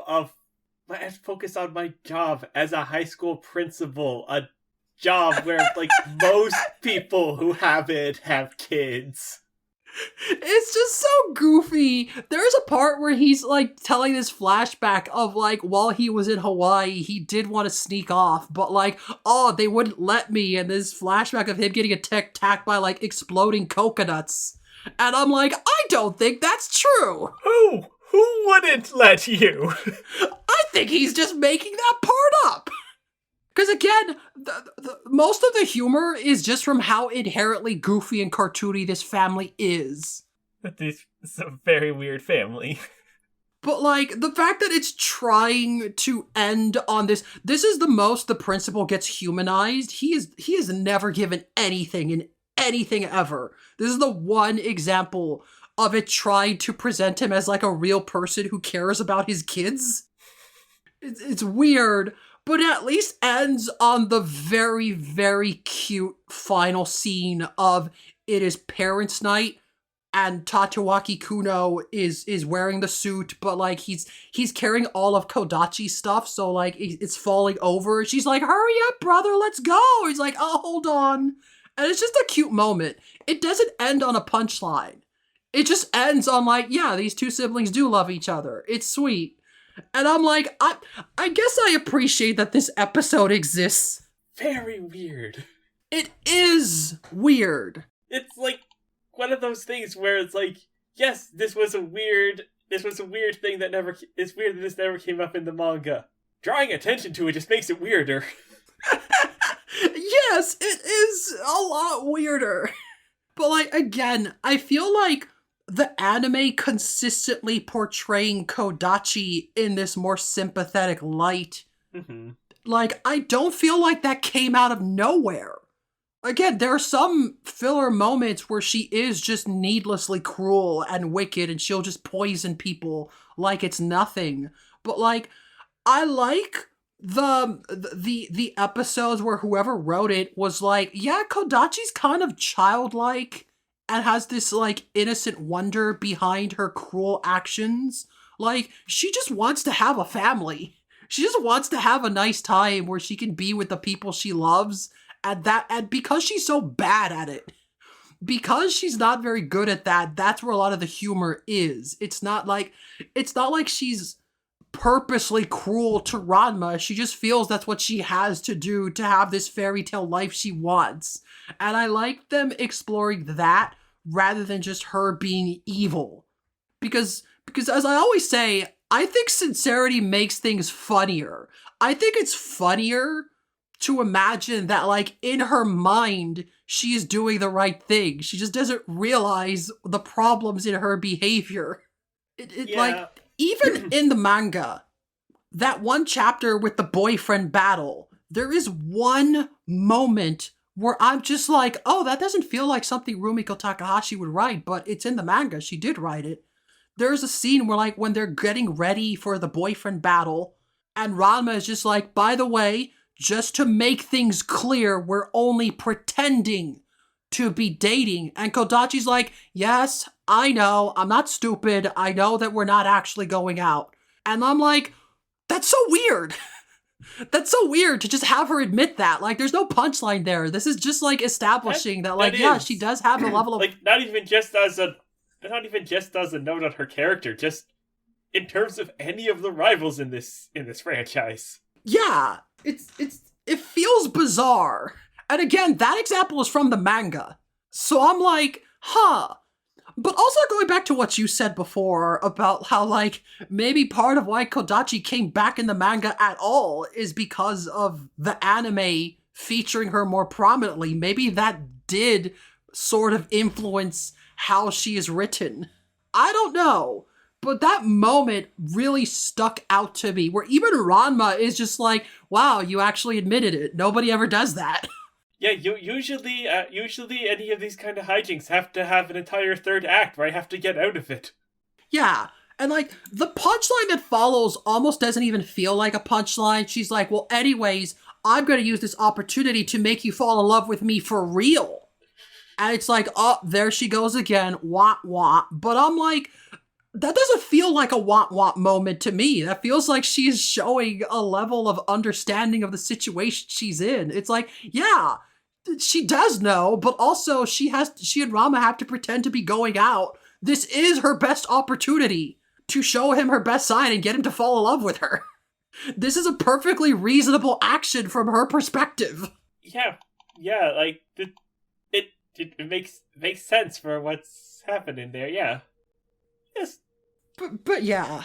Looking at this list, there's not a lot. Even if we include anime canon, there's not a lot of like Kodachi stories. Again, she's mostly involved in like where everyone is present. That's where she's like the Incredible Hulk. You know, she's better as a supporting character, and her presence is missed if it's not around, but it's a lot harder to have an Incredible Hulk focused story with just the Hulk.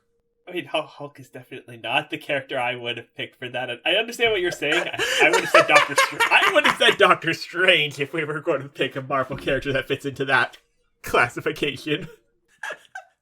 Well, I thought of the Incredible Hulk simply because we did get a Incredible Hulk movie at the start of the MCU, and then they just stopped and just kept putting him in other people's movies. But we still eventually got a Doctor Strange sequel. Yeah, no, I understand why it would, because like that has become his role in the MCU because, you know, that rights stuff. Universal technically has the rights to a Hulk movie. Yeah. But it's just but like, that is Doctor Strange's default thing in the comics, in that he is the guy who shows up when other characters are dealing with magic stuff, and his own books never last very long because they're really hard to just write that continually. Yeah. I'm glad that you have a more comic accurate example. I'm not a comics expert. But yeah, that's Kodachi. So there's not a lot. Most of the other stories where she's in are just kind of more or less the same. There is an episode where like Son and Genma have a fight, and it escalates to like Genma being like, fine, we don't want to live here either. Come on, Ranma, pack up your stuff. We're moving out. He's like, what? And this does result in Kodachi being like, oh, my Ranma is homeless. I'm going to invite him to come live with me. And it does lead to one of my favorite clips of just like, Genma's loving it. He loves getting to live in this mansion. There's a scene where he's singing karaoke with Kodachi, and Kodachi is just golf clapping with like the biggest grin on her face. She loves it. She loves being with her father-in-law. Which again, she definitely likes having a father figure in her life, it seems. It's kind of sad to think about, but like, yeah, that's what these filler like, moments focus on. You know, now that you've pointed out the whole stuff with her dad and regarding Genma as like a father figure, that really makes the Happosai scene in her return sad. That's where the bar is. Who knows what she would tolerate? The bar is just set that low. Simply to have a family. But yeah, that episode, it's not about Kodachi, it's just she does something in it, and it's kind of similar to the other episode where she tries to help Ranma because they're living in poverty. So, not much new there. There's an episode, I know I've told you this example, is the episode with the haunted tarot cards that are possessed by the devil from the Bible. Yes, I remember this. Which do come from the Kuno family's antique collection. It accidentally gets sold at like the student, like it's like I forget what they call it. It's the thing that like schools do where like you bring stuff from home to sell. Just have like a school market sort of thing. It's kind of like a culture fest, but more market oriented. Anyways, they accidentally sell demon cards to the Tendo family. Oops. Yeah. You know what? At least you sold it to the martial artists who you know everyone goes to deal with their supernatural bullshit. Yeah, and unfortunately Kodachi isn't in that episode very much because it gets sold by Tatewaki Kuno, and then later on, when Happosai gets possessed by the demon cards and becomes 7 different demons that they now have to fight, we then cut to the Kuno siblings outside running, and they see the big flashing light, and it's like, oh no, we're too late. And then the next scene is they're inside explaining the situation of like, oh, by the way, these are haunted tarot cards from like ancient medieval Europe and all sorts of things. And then the scene ends and we don't see Kodachi anymore. She just showed up to explain the situation and then left. I guess. So not much there, but I do like the implication that there was this off-screen like, hey brother, have you seen the haunted tarot cards from our antique collection? Oh no, we accidentally sold it! Like, I can't imagine the context where they find out about these cards and then show up just barely not in time to warn them. Like, an attempt was made. They clearly knew what was happening by that point, just not at the time the cards were sold. So, I'm curious what led to this discovery. Being aware of that you have demon-haunted tarot cards and in a position to accidentally sell them is a very specific situation. But yeah, not much there. I mainly told that example because there's another filler episode where, once again, weird, creepy antiques somewhere in the storeroom. This time, it's like, they imply that, like, they only clean it, like, every 10 years because it's so huge and full of stuff. Uh-huh. And Tatsuaki Kudo finds this magic drum, this classic Japanese-style drum. It also has a biwa equivalent as a string instrument. I'm not good at instrument names, but classic, like, traditional Japanese instruments. And it turns out they're both also cursed. Because they're just powerful instruments. When you play them, it just emits a big shockwave of destruction and pain. It is problems. And it is also implied to have some kind of supernatural hold on them. Because both Tatsuaki and Kodachi both find an instrument. And we just get a scene where, like, the instrument is glowing. And then their eyes glow. And like, ooh, it's so pretty. I have to touch it. Oh, that's bad. But the thing I find most interesting in this episode is Tatsuaki Kudo gets, like, have you ever seen that one viral tweet or whatever that's like, we need to normalize cutting out people from your life for saying toxic things like you need to destroy the amulet, it's changing you. They're just jealous because they want the amulet for themselves. Like that's how Tatsuaki Kudo is acting. Like, he starts off just like, of course, it's an ancient, powerful instrument of destruction. And Sasuke's like, we should maybe seal that up. And he's like, yeah, or I could keep it. Or I could just keep it and be super powerful and no one can defeat me. I could just do that. And then, by the midway point of the episode, he's played it enough times that when we cut to his class, like, he's just sitting, his desk is in, like, a crater, and then the other students have scooched their desks to, like, the front of the class away from him. Oh. And he's just all jittery. He's like, I gotta play it. I gotta play it. He pulls it out and everyone starts running away. But then, meanwhile, Kodachi, who again, the same thing happened. She saw the instrument, the eyes glowed, and she's like, I feel compelled to pick this up. I must hold this instrument. She doesn't use it. She doesn't use it. In fact, she gives it to her father as a gift.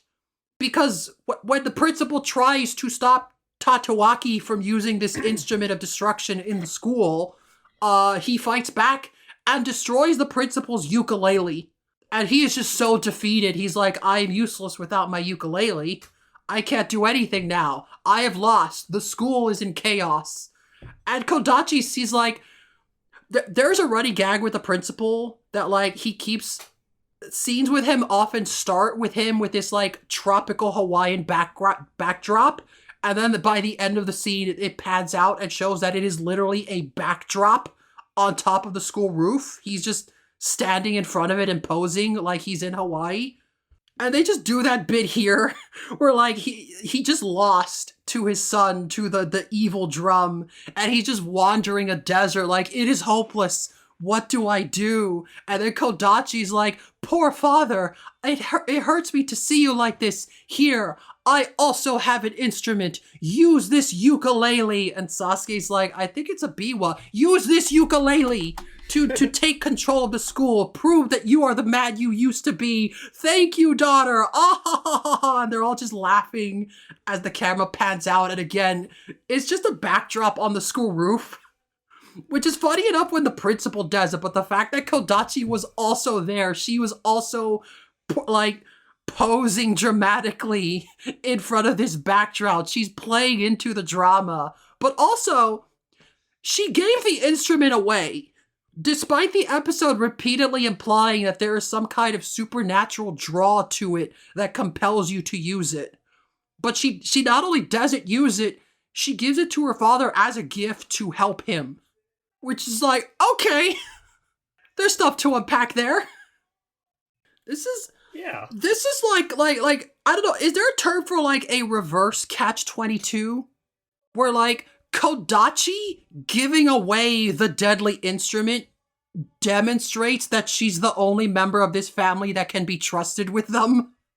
Because she's clearly showing to be more capable than the others, but in doing so, she's giving the instrument to her less capable father, who of course turns around and starts fighting his son, and it's just this evil instrument battle where the whole school is being destroyed. It's like, Ranma, you gotta do something.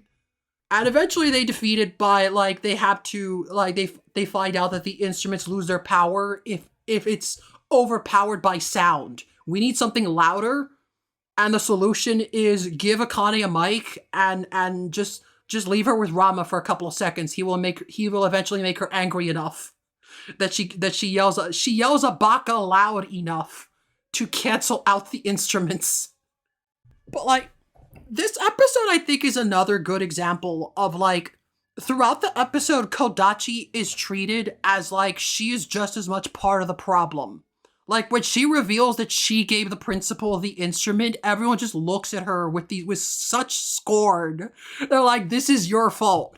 You did this. Like, they're treating her like she is just as culpable for what's happening. But again, I look at this and I'm like, clearly she's more responsible than either member of her family has been. She didn't succumb to the instruments at all. She was still acting out of empathy. Yeah, she just, made a terrible mistake with her remaining free will. She maybe should not have trusted her father as much as she did. Yeah. And yeah. I just think it's fascinating that the whole trio gets lumped together as like, this family is destroying this school. We need to stop them. When Kodachi is not really part of the problem. Like, she is, but not on the same level. It just, this is what I mean. So often, like, we're told and we're expected to treat Kodachi like she's being goofy and weird. Like, oh, that Kodachi, she's just as crazy as her brother. But again, I'm like, she just wanted an apology. She just wants to help Ranma not be homeless. So many of these examples are just like, she's still making mistakes because she's still Kodachi. She's still the same person who does not understand enough around her, but she's showing more self-awareness and a willingness to care for other people that no one else in her family has. And I'm glad that the anime sometimes explores that part of her instead of just having her be an obstacle. Because again, I think sincerity makes things funnier. I think because the anime was willing to explore that side, we got more variety to arcs focused on her. There's less of what we always get.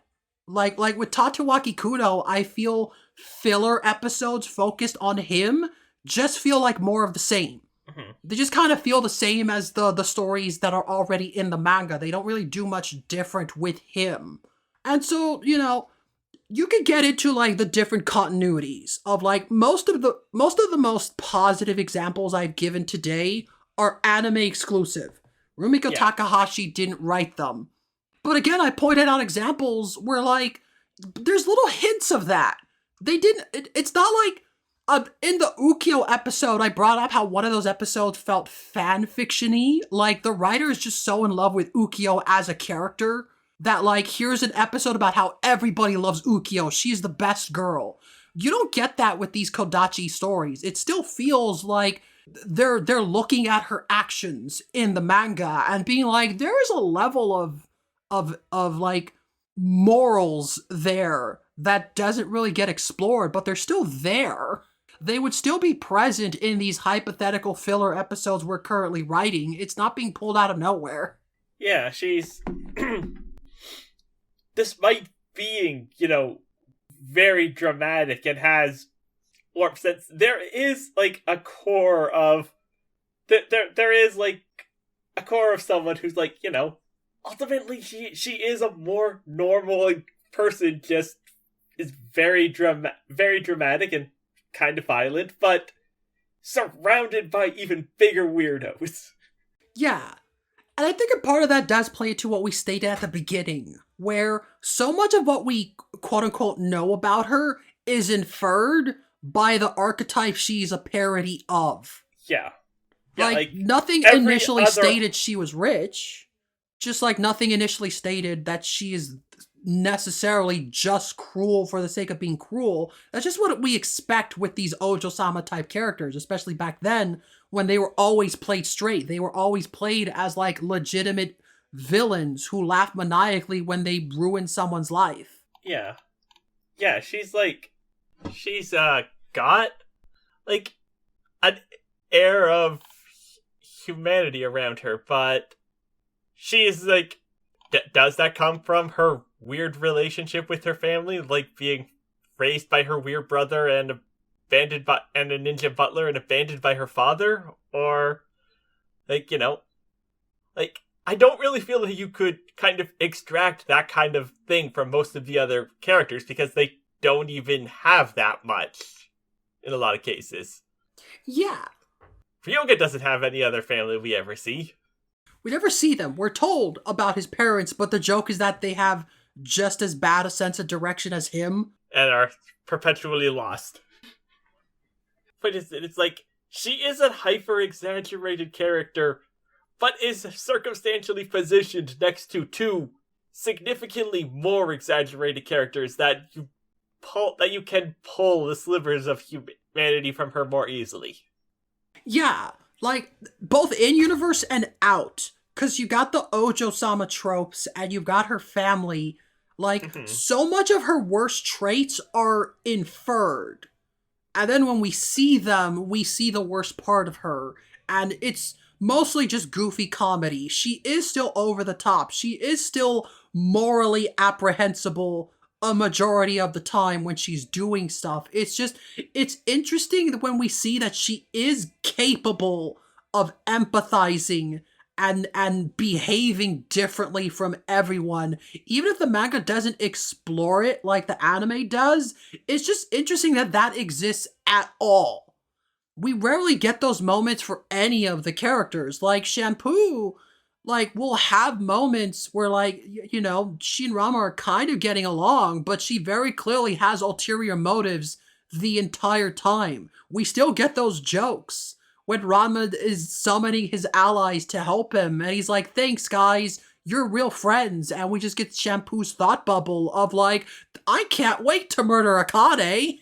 Yeah. Kodachi, I feel, fits in more than I think people are willing to admit. People treat her like she's so much worse than all the other girls, but I'm just like, well, for one thing, like, I think we mentioned in the Akane episode that, like, the love interest, the female love interests, all act as interesting foils to Akane. You've got this one girl who's more martial arts based. You got another one who is Ranma's childhood friend. She is closer to Ranma than Akane ever could be. And then with Kodachi, I feel like Kodachi is the ideal feminine archetype that, like, Akane sort of strives to be, especially in, like, in the cookie battle arc. They both just want Ranma to eat their cookies and compliment them. That storyline does end with, like, at the end the photos are destroyed. Ranma's like, okay, time to leave. But then he finds out Akane just left and she just tossed the cookie. She gave up. So he follows her with the cookies. He's like, hey, don't you want these? She's like, what do I care? You're not even going to eat them. He's like, okay, well, what if I did? And just, you know, just a really sweet moment where he eats the cookies. And he's like, huh, they're not that bad, actually. Really? Yeah, you know, good, you know, a bit salty, but, like, you know, you did a good job. It's good. Like, wow, Ranma, thank you. And it's all sweet. And then the last panel is, like, Kasumi and Genma taking care of Ranma because he's got food poisoning and he's just writhing in agony. He's like, ah! And it's like, Ranma, what did you eat? Kane's just like shifty-eyed in the corner, and that's the ending. But like, the cookies clearly represent more than just I want Rama to eat my cookies. It's I want Rama's Yeah. acceptance. Yeah, And like I Kodachi want to- wanted the same thing. She also just wanted Rama to eat her cookies. Yeah. She's... Yeah, I think I've definitely reached a new understanding of her over this episode. Like, she is a fairly simple character, but there are complexities that, especially the anime, brought out in her. Yeah. I think it's a shame that the remake skipped the cookie arc. Cause like, I was so upset when like the new season 2 intro came out and Kodachi wasn't even in it. And the cookie arc is a manga arc?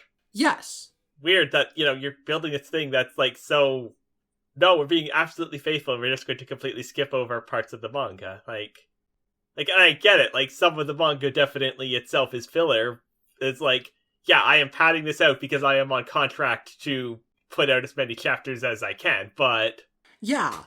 I can understand, again, the episode isn't out yet, but we did talk in regards to the remake, how like, the individual episodes just kind of start and end wherever. The pacing doesn't matter, but the seasons still have a thought out pacing. They want the season as a whole to start and end at a specific defined point and have these specific character development moments within them. Like this, so like they do skip some stuff, but this also means that they get to characters like Moose and Ukyo faster. They get to these other characters, and like both the intro and outro for that season focus heavily on the fact like here's all these wacky rival characters. Ranma's collection of weirdo friends has like pretty much doubled in this season because and I'm pretty sure that's the reason they skipped a lot of stuff.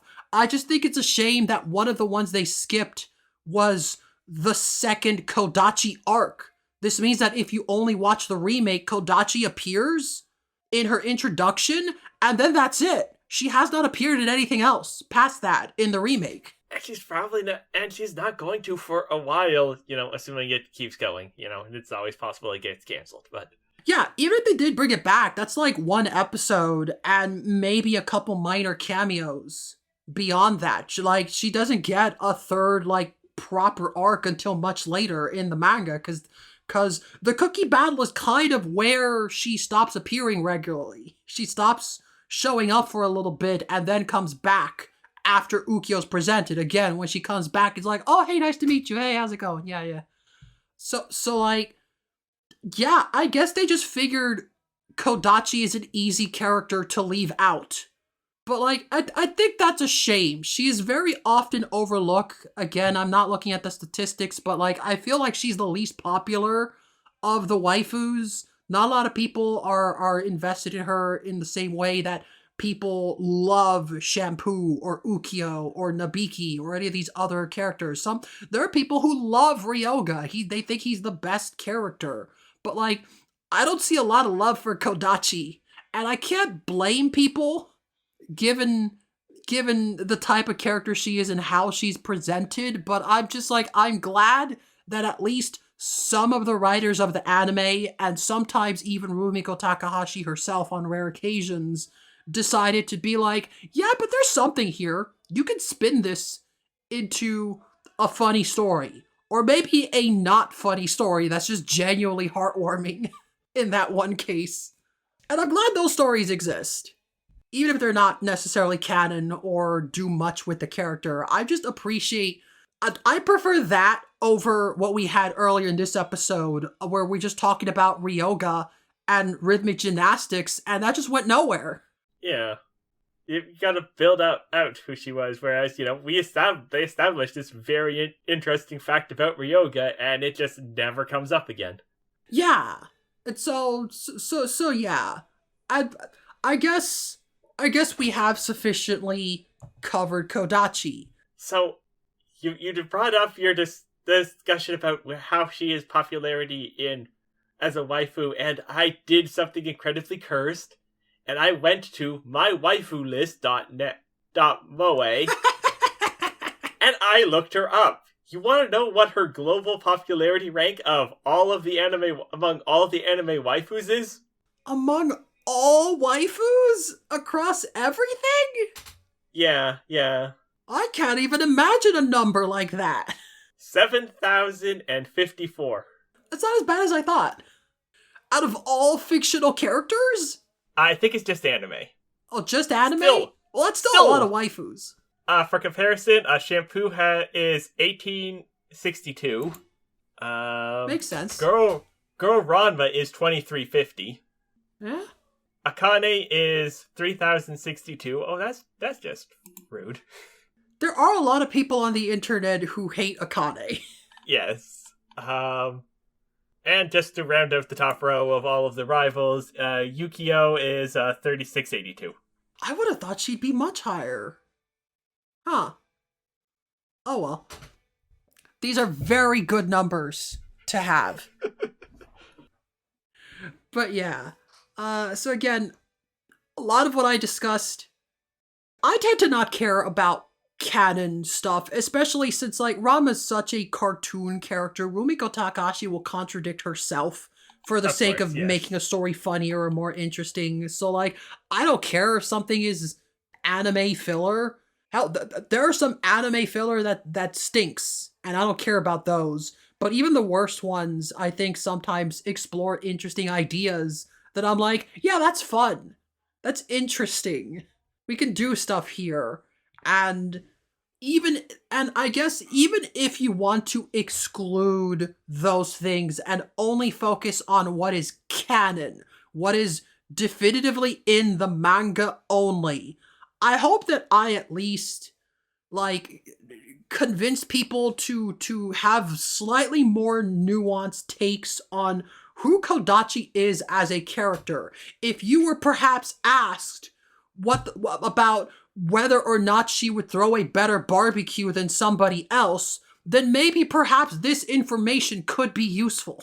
Yes, I feel like I have learned a significant amount here, and this will be useful for future episodes of Battle of the Blorbos. Battle of the Blorbos? Where could people find more of that? Or you? You can find me on Blue Sky at mofhealy.bsky.social. But more pertaining to this, you can find my podcast, Battle of the Blorbos, at battleblorbo.bsky.social, where it's a podcast where is this coming out before the end of the year, or is this coming out next year? Oh, this won't be out till like mid-January, I think. Or late. Okay, then we're in season 2. Alright, then we're bi-weekly. I put out a podcast where I get 5 people together and we rank fictional characters on how they could do arbitrary tasks.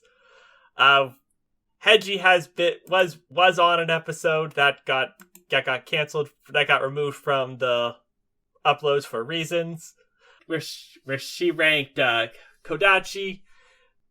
So we do that. I post matchup on the Blue Sky account. I post matchups of upcoming episodes and occasionally clips from the podcast when I actually remember to do that. Otherwise, they just go on TikTok. I probably should start putting them on YouTube instead, but there's no good places on the internet. They're all bad. Yeah. Speaking of YouTube, for the like small handful of people that would maybe listen to this that are not familiar with your work, the YouTube shorts getting decent views. Not a lot of people watching the full episodes. They're just finding whatever YouTube throws at them.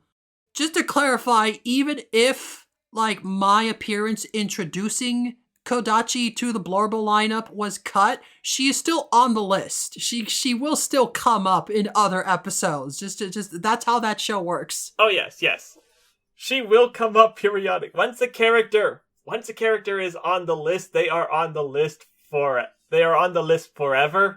Unless, I have really significant reason to remove them, but I have not had one yet. Yeah. So if you ever want more Kodachi content and have read through every single Kodachi fanfiction and you want more, You want more fan fiction ideas? There is a small chance that any given episode of Battle of the Blorbosa,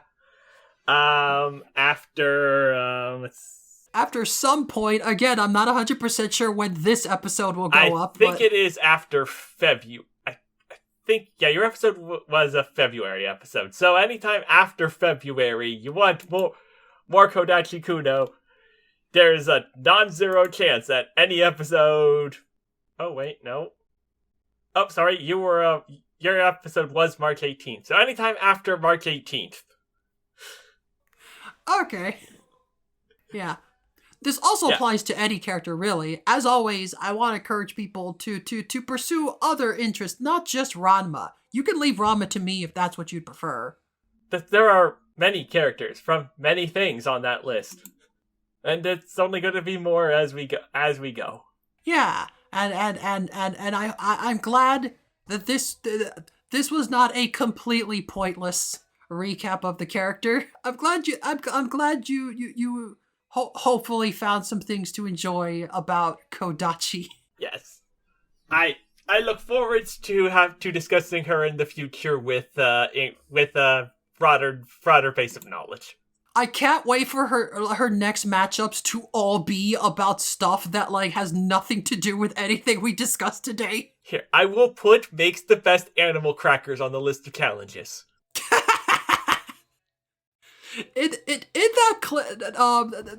that clip, it is then followed up when she shows up. She's the opposite of Akane, apparently, where Rama's like, oh, some stars. And she's like, it's a starfish. So she does make weird stuff with her animal crackers. But if any of you want to talk about what kind of animal crackers you would make, feel free to submit those to ramapodcast@gmail.com. I've never made animal crackers. Maybe there's some good recipes out there. I would also like to make a koala. So I guess to round off, what's your favorite type of snooty laugh? Do you prefer the oh ho ho ho, like the long drawn out one, or the oh ho ho ho ho? I think I like the more drawn out oh ho ho ho ho ho. Oh ho ho ho ho ho ho. Yes, perfect.